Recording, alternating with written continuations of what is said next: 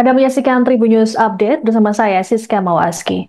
Sekretaris Jenderal PD Perjuangan Hasto Kristianto menilai ada upaya pembungkaman terhadap dirinya imbas sikap politiknya selama ini.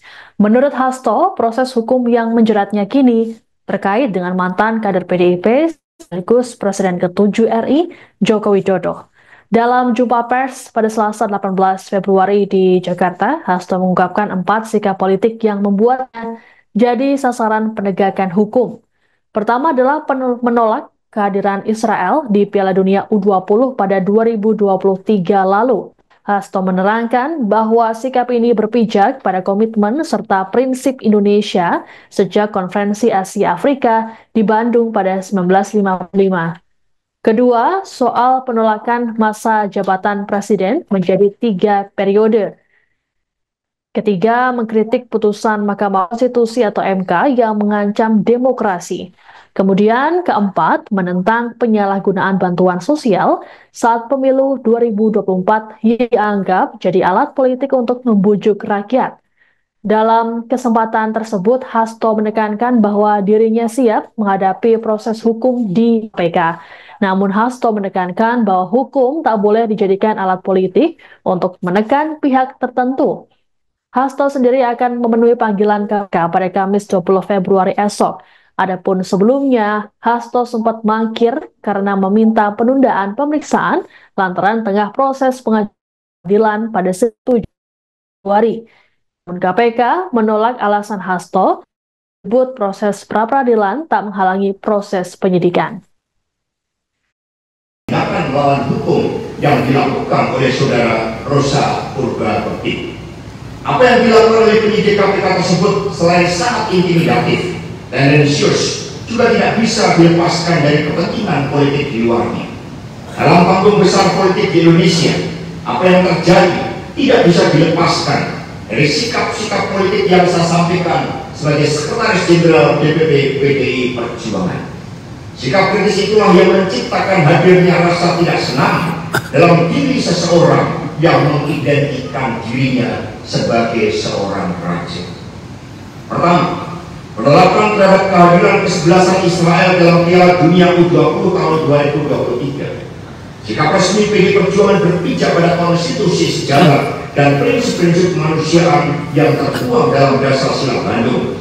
Pembebasan dan kemerdekaan Palestina adalah komunika politik yang ditandatangani oleh pemerintah Republik Indonesia dalam Konferensi Asia Afrika tahun 55 di Bandung. Ini yang kita tandatangani bersama dengan 29 negara yang lain. Sikap ini terbukti benar. Akhirnya, bukan hanya Ibu Megawati Soekarno Putri dan PD Perjuangan yang kokoh dalam prinsip, namun dunia pun kemudian mengutuk Israel atas kekejamannya di Gaza. Inilah Satyam Eva Jayate yang pertama. Kedua, sikap penolakan terhadap perpanjangan masa jabatan Presiden Jokowi atau penambahan masa jabatan 3 periode. Prinsip yang dipegang oleh Ibu Megawati Soekarno Putri adalah berpijak pada Undang-Undang Dasar Negara Republik Indonesia tahun 1945 pasal 7. Ini yang harus dijalankan dengan seluruh-seluruhnya, yang menyatakan bahwa masa jabatan presiden dan wakil presiden hanya 2 periode. Akhirnya seluruh masyarakat sipil, mahasiswa dan akademisi menolak hal ini, dan inilah Satyam Eva Jayate yang kedua. Jadi Satyam Eva Jayate adalah kebenaran itu pasti benar. Itu yang kita lakukan. Ini adalah prinsip-prinsip kebenaran yang kita junjung tinggi.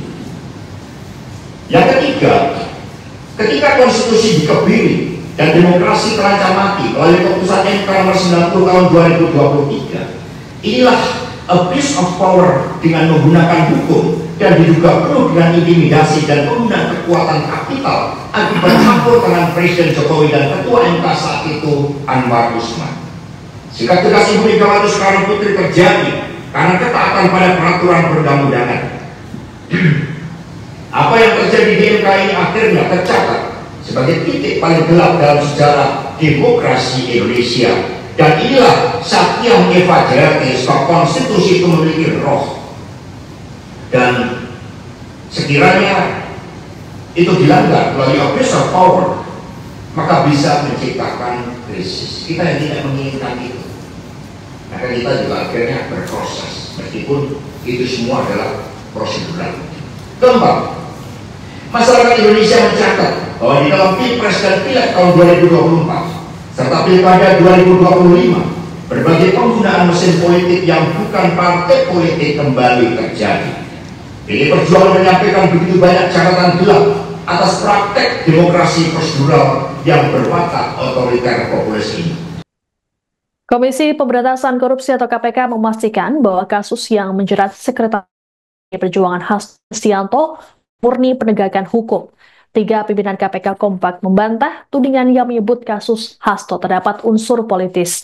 Ketua KPK Tio Budianto dalam keterangan pada 18 Februari menyatakan bahwa lembaganya tak mendapatkan pesanan tertentu terkait kasus Hasto. Ketua KPK Fitroh Rohcayanto menegaskan penegakan hukum terhadap Hasto sudah sesuai fakta. Sama seperti Setio, Fitroh juga menepis adanya politisasi serta kriminalisasi. Wakil Ketua KPK Johanis Tanak menjelaskan penanganan kasus korupsi oleh lembaga anti rasuah selalu didasari pada aturan hukum dan fakta hukum, termasuk kasus Hasto.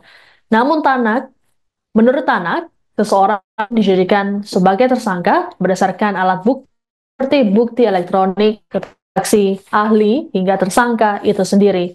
Sehingga penegakan hukum Hasto tak ada kepentingan politik. Sebelumnya, Hasto menyatakan kasus yang menimpanya merupakan kriminalisasi. Dalam jumpa pers di kantor PPPDIP Jakarta Selasa 18 Februari, Hasto berujar bahwa apa yang menimpanya tak lepas dari politik kekuasaan.